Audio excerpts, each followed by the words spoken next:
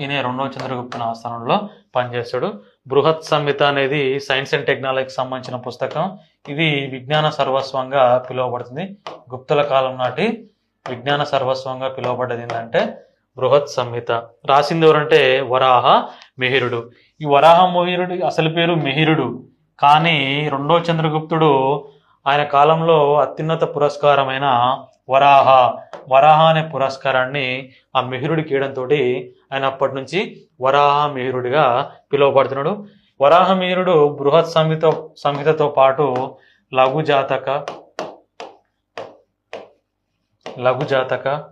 Next బృహత్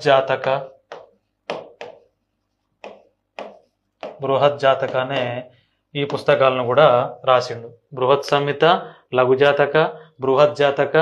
ఈయనే భారతదేశంలో తొలిసారిగా జ్యోతిష శాస్త్రాన్ని ప్రవేశపెట్టిండు. ప్రవేశపెట్టింది ఎవరంటే వరాహ మిహిరుడు. భారతదేశంలో తొలిసారిగా జ్యోతిష శాస్త్రాన్ని ప్రవేశపెట్టింది ఆయనే.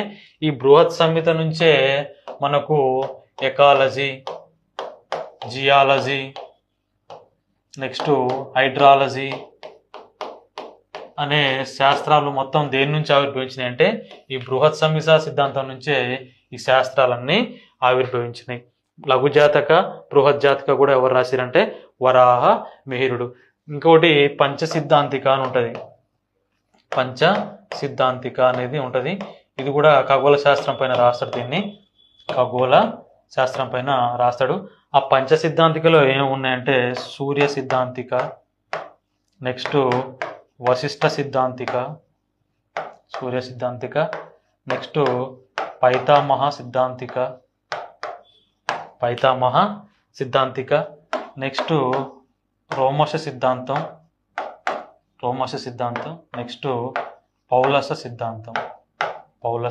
సిద్ధాంతం. పంచసిద్ధాంతికలో ఉన్నది లేనిది అడిగే అవకాశం ఉంటుంది. వాటికి మనం పంచసిద్ధాంతిక అంటే అది ఖగోళ శాస్త్రం పైన రాయబడ్డ పుస్తకం.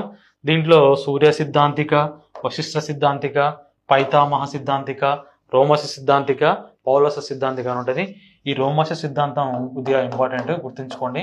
ప్రస్తుత చాంద్రమాన క్యాలెండరు దేని నుండి ప్రారంభమైందంటే దీని ఆధారంగానే, రోమశ సిద్ధాంతం ఆధారంగానే చంద్రమాస క్యాలెండర్ అనేది ప్రారంభం.